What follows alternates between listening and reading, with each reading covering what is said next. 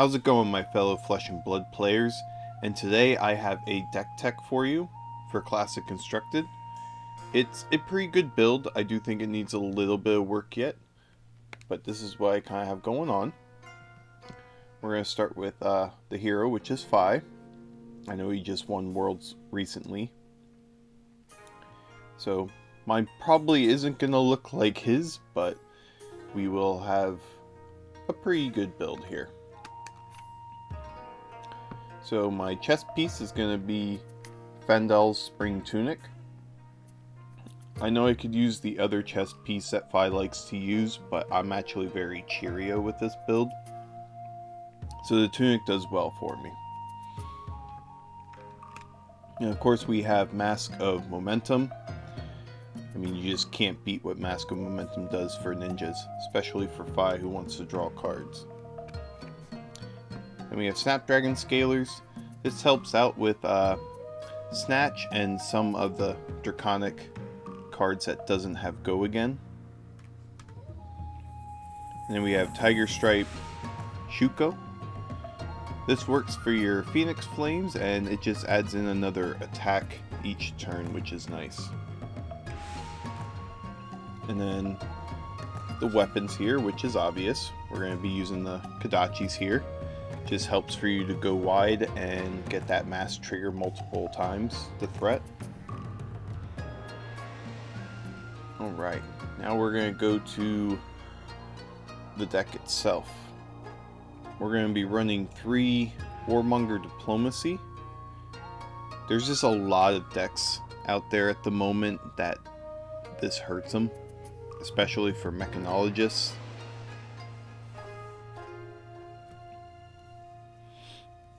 And then I only have 2 Salt the Wounds.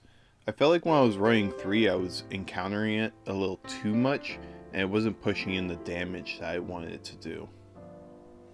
And it's also a good 3 block for FAB. Then I'm running 2 Tome of Firebrand. This I don't see in many builds. I really like it because it can give you a potential between 8 to 10 of a wide chain, and the way I have it built, it's pretty easy for me to get the 4 Draconics, and it kind of helps when it's in your arsenal. Then we're running 3 Snatch. I mean, a 0 for 4 that has an on-hit draw a card, and you can snap your Dragon Boots. It's a really great card. If it's something that you want to do at the end of the chain, and you could put that card in the arsenal. Then I'm running 2 Sigil of Solace. I think it's really good towards the end game when they think they're going to hit you for lethal, and you can flash this out, which completely changes the game plan, and it might make them have a bad decision.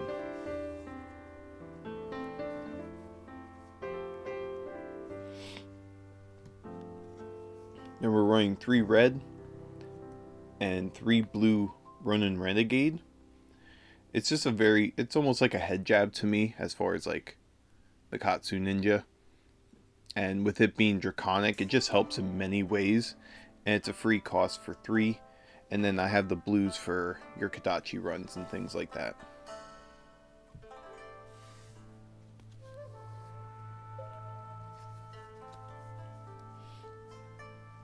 Then we're running 3 Rising Resentment. Again, a good 0 for 3 costs, and it actually helps for the very few 1 costs I have in here to be able to play them for free instead.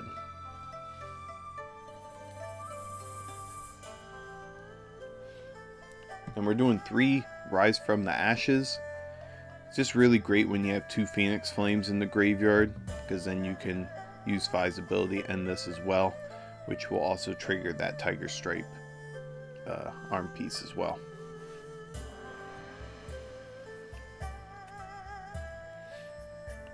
Then we have 3 Ravenous Rabble. It is a bit of a gambly card. It can normally go really well for you, but if it does end up hitting a blue, you're having a bad time with it, which I have had very few like game-ending decisions because of it being blue instead of red.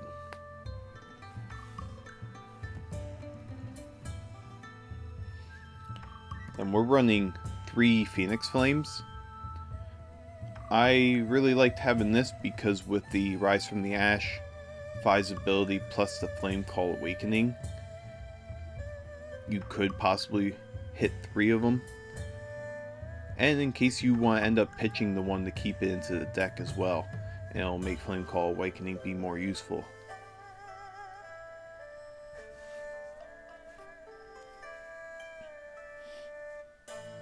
And then I am running 3 Nimblisms in here. This might be a card that I would swap out with something. It is really good to start off with a big swing in the chain.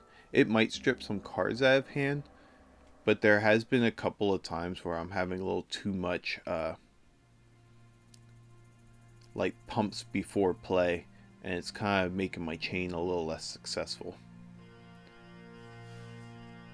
But when it works well, it's pretty good. And I have 3 Lava Vein Loyalty. It's been very few times where I get caught up into the having to try and use this first, but you can break the boots for it if you really have to. But it's a great 0 cost for 3, and it's also a 3 block as well.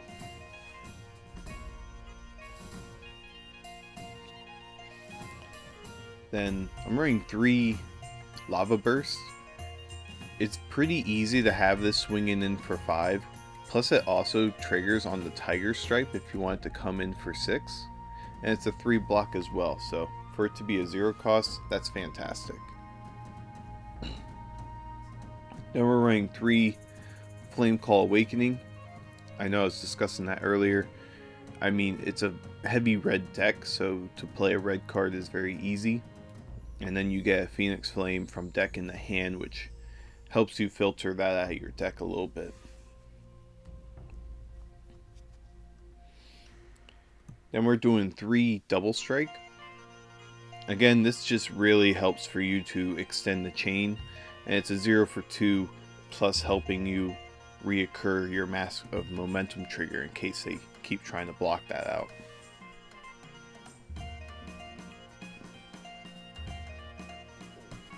Then we have Brand with Cinderclaw.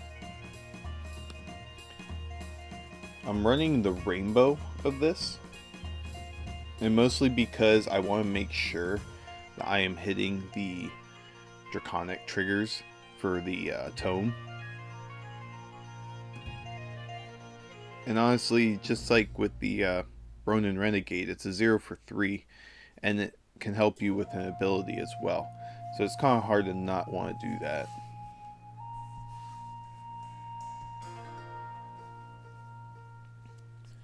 Then I'm running 3 Blaze Headlong. Again, very easy to have a red card played. Even if you play like Rise from the Ash or the Nimblisms, it's going to give it go again for that as well. So a 0 for 4 is fantastic. And lastly, I have Ancestral Empowerment. Just really helps with the card draw and the push. And you have the 3 block. And for some reason you don't have a ninja attack in your hand for the chain, you can always pitch it into your Kodachi as well. So that was the main board. Now we're going to start looking into the inventory. I'm doing Null Rune Gloves just for the arcane barrier for the rune blades, and we don't have to worry much about massive arcane damage anymore except for Kano, which I have the Oasis Respites, which you'll see later for that. Then I have Heat Wave. I have gotten in some Mechanologist matches that are using a lot of stuff to break equipment. So I think this might help to not get your mask or your tunic getting broken. It's nothing that I've tried yet, but I just have it there for that kind of a situation, so we'll see what that does. Then I have Searing Ember Blade. This is mostly to sideboard for assassins because of frailty, That way, instead of completely ruining your Kadachi line, you can use this to be swinging for 2 at least.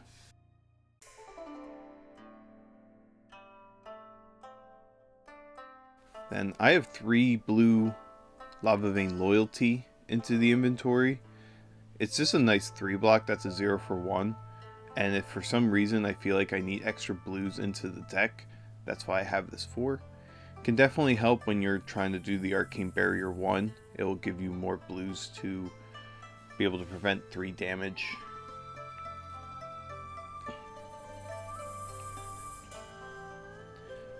And I only have 2 of these at the moment, but I am planning on running 3 Reinforce the Line. I was running the Unmovables before, which is really good, but to try and make sure I have a blue in hand to use it can kind of hurt.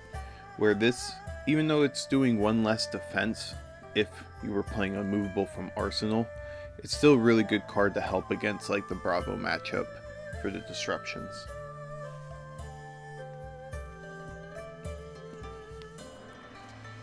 Then I have 2 Oasis Respite. Does mostly just help with anything that has arcane damage coming at you, and 2 of them is just a nice fit. And if you feel like you need some more defense, that will help as well. And then I have 3 Breaking Point. I might end up replacing that with the Nimbleisms, but I'm not quite sure yet. But I mostly have it just to be against like the Rangers or other heroes that I might feel like really depend on their arsenal. But I mostly have it for the Rangers, and at the moment I pretty much replace it with the Lava Burst just so I don't have too many things in the deck that doesn't have Go Again. So this is just a deck that I've been working on. It is doing pretty well, but I just feel like there's some small tinkerings I can do with it to make it just a little bit better. But it has been winning me some matches, and I want to try and win an armory with this. I do play a lot at the Banish Zone, which is in Warnersville, PA, and we do have a pretty competitive armory, so hopefully I can get it done with this bad boy. And if I do, I'll probably have another deck tech for you for that build, which might look pretty similar to this, but I could always just discuss about the changes with it, so it could be a shorter video. You're more than welcome to put down in the comments what you think should be changed or what you think would be a better idea. I'm pretty sure I'm going to hear Art of War, and I'm not saying it's a bad card. It is a great card. But I have a feel bad to strip 2 cards out of my hand just to play that card. I'm sure it's effective in some builds, but I think in mine it might be more hurtful than helpful. But you're more than welcome to tell me different. And yeah, I hope you all enjoyed, and you all have a good day. Take care.